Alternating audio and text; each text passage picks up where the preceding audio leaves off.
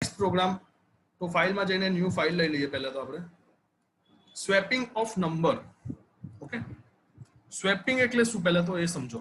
Swapping એટલે interchange થવું. Okay, swapping આપણે કહી શકીએ ઇન્ટરચેન્જ ઓફ વેલ્યુ. એટલે આ પ્રોગ્રામમાં શું કરવા માંગે છે કે સપોઝ એ નામનો એક વેરિયેબલ છે જેની વેલ્યુ છે 10. ઓકે, અને બી નામનો એક વેરિયેબલ છે જેની વેલ્યુ છે 20. રાઈટ, વેરિયેબલ શું છે એ તમને હવે સમજ પડી ગઈ હશે. તો મારે પ્રોગ્રામિકલી કંઈક એવું વિચારવાનું કે આ વેલ્યુ સ્વેપિંગ થઈ જાય ઇન્ટરચેન્જ, અદલા બદલી ગુજરાતીમાં કહીએ તો. એટલે એની વેલ્યુ 20 થઈ જવી જોઈએ અને બી ની વેલ્યુ થઈ જવી જોઈએ 10. Simple. Okay, what is swapping એ તમને ખબર પડી ગઈ હશે. આપણે વેરિયેબલ કેટલા લેવાના છે તો આ પ્રોગ્રામ બે રીતે થાય છે. હું તમને બંને રીત સમજાવીશ. સિમ્પલ પ્રોગ્રામ છે. ઘણી બધી સ્કૂલના અંદર એવું કહી શકાય કે બુકના બહારના પ્રોગ્રામ પણ પૂછી શકે. કેમ તો લોજિકલી તમારે કોઈ પણ પ્રોગ્રામ એટલે કઈ પણ વસ્તુ હોઈ શકે. પ્રોગ્રામની ડેફિનેશન જ છે કે પ્રોબ્લેમનું સોલ્યુશન તમારે આપવાનું.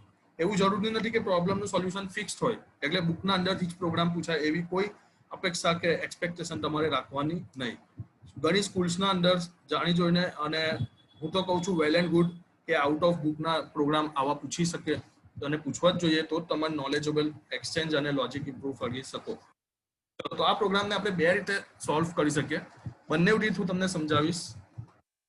બંને રીત પ્રોગ્રામ તમારે બુકમાં લખી દેવાનો, જે તમને ઇઝી પડે એ તમારે પ્રોગ્રામ સ્કૂલમાં જ્યારે પ્રેક્ટિકલી પૂછાય ત્યારે ઇમ્પ્લિમેન્ટ કરીને સમજાવી દેવાનું. રાઈટ, ચાલો. તો સૌથી પહેલી એક સિમ્પલ રીત જેના અંદર 3 વેરિયેબલ હું ડિક્લેર કરીશ. એટલે સૌથી પહેલા તો મારે લખવું પડે ક્લાસ P3. ઓકે, કમેન્ટ છે તો હું કમેન્ટ કાઢી નાખું તો કોઈ વાંધો નથી, તો હું કમેન્ટને રિમૂવ કરી દઉં છું. ચાલો, પબ્લિક સ્ટેટિક વોઇડ મેન આટલું તો તમારે દરેક પ્રોગ્રામમાં લખી જ દેવાનું. String args. ઓકે, ચાલો. હવે હું શું કરીશ, હવે હું વેરિયેબલ ડિક્લેર કરીશ. Okay, variable declare, data type, આ બધું શું છે તમને હવે સમજ પડી ગઈ હશે. તો હું વેરિયેબલ ડિક્લેર કરું છું ઇન્ટીજર a, b અને ટેમ્પ. હું કેટલા વેરિયેબલ ડિક્લેર કરું છું? 3 વેરિયેબલ ડિક્લેર કરું છું. a ની વેલ્યુ આપી દઉં છું 10, b ની વેલ્યુ આપી દઉં છું 20. ઓકે, હવે હું પ્રિન્ટ કરાવું છું કે ભાઈ system.out.println બિફોર સ્વેપિંગ. એટલે સ્વેપિંગ પહેલા વેલ્યુ શું હતી?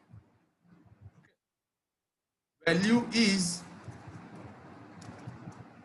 ઓકે, કોની વેલ્યુ પ્રિન્ટ કરવાની છે? a અને b ની. તો system.out.println a is equal two, અને અહીંયા પ્લસ a. આ પ્લસ a એટલે વેરિયેબલ પ્રિન્ટ થાય, વેરિયેબલની વેલ્યુ પ્રિન્ટ થાય. ઓકે, અગર કોઈ સ્ટેટમેન્ટ કન્ટિન્યુ હોય તો આ પ્લસ થઈને પાછું ડબલ કોટમાં કન્ટિન્યુ લખતે. આગળના પ્રોગ્રામમાં મેં તમને એ વસ્તુ સમજાવ્યું.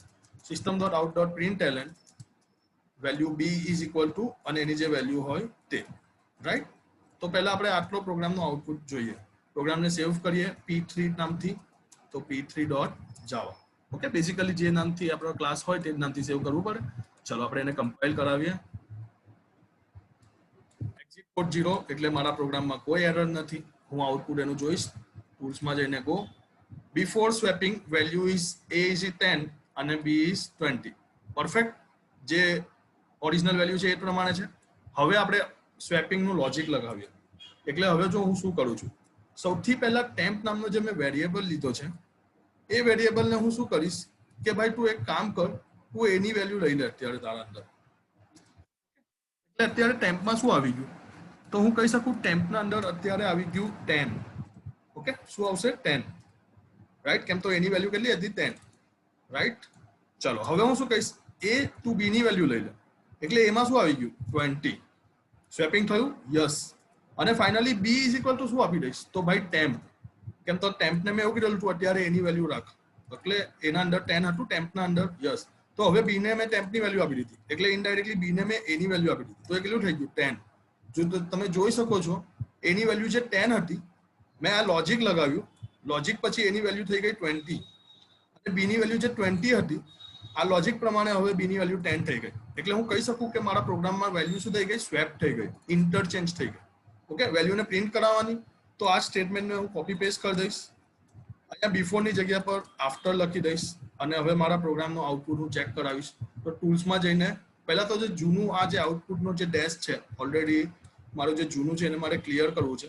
તો સિલેક્ટ કરીને ડિલીટ બટન દબાવીશ તો પણ ક્લિયર થઈ જશે, અથવા અહીંયા ટૂલ્સ મેનુમાં જઈને ક્લિયર આઉટપુટ છે એને ક્લિક કરીશ તો પણ એ ક્લિયર થઈ જશે.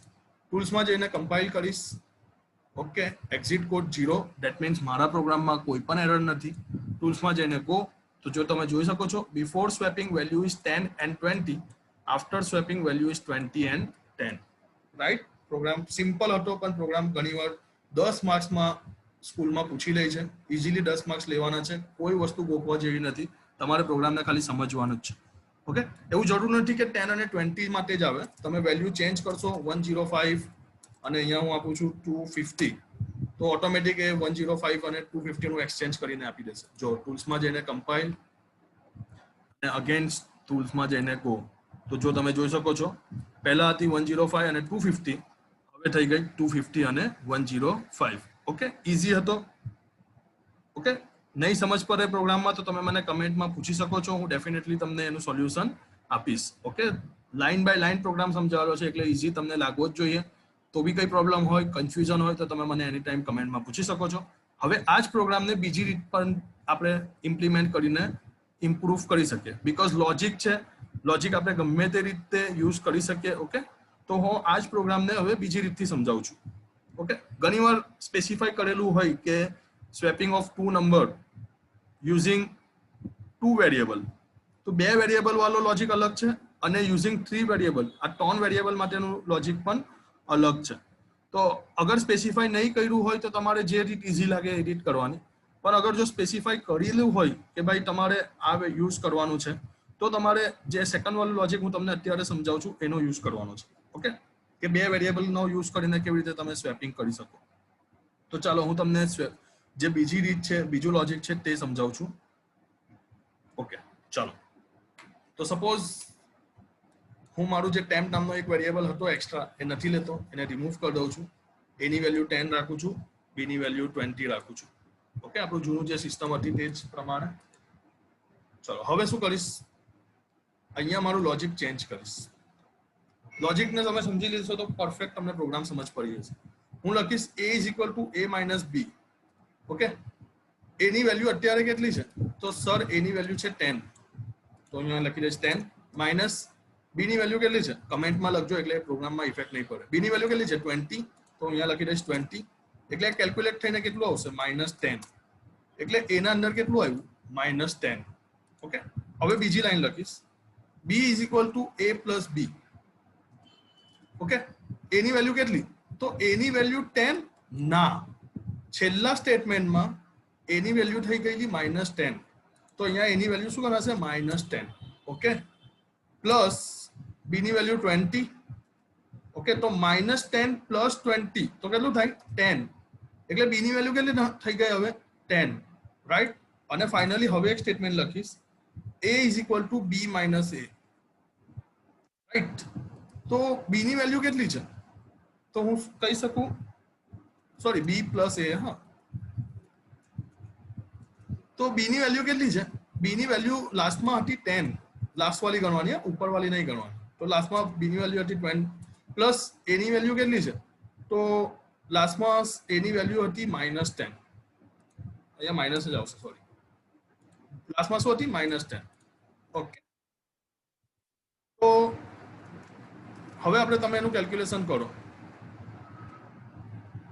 માઇનસ જ છે, તો માઇનસ માઇનસ પ્લસ થઈ જાય એટલે 10 પ્લસ 10 કેટલું થઈ જશે 20. તો જો અહીંયા વેલ્યુ એક્સચેન્જ થઈ ગઈ, એની વેલ્યુ જ્યારે પ્રિન્ટ કરાવીશું ત્યારે પ્રિન્ટ થશે 20, અહીંયા 20, લાસ્ટમાં એની વેલ્યુ 20 હતી એટલા માટે. અને b ની વેલ્યુ જ્યારે અહીંયા પ્રિન્ટ કરીશું તો પ્રિન્ટ થશે 10, કેમ તો લાસ્ટમાં એની વેલ્યુ કેટલી હતી 10. ઓકે, ચલો તો આપણે કમ્પાઇલ કરીને જોઈએ આપણો પ્રોગ્રામ બરાબર છે કે નથી. એક્ઝિટ કોડ 0, કોઈ પ્રોબ્લેમ નહીં. ચલો જૂનું આઉટપુટ ક્લિયર કરી નાખીએ, ક્લિયર આઉટપુટ, અને હવે કરીએ ગો.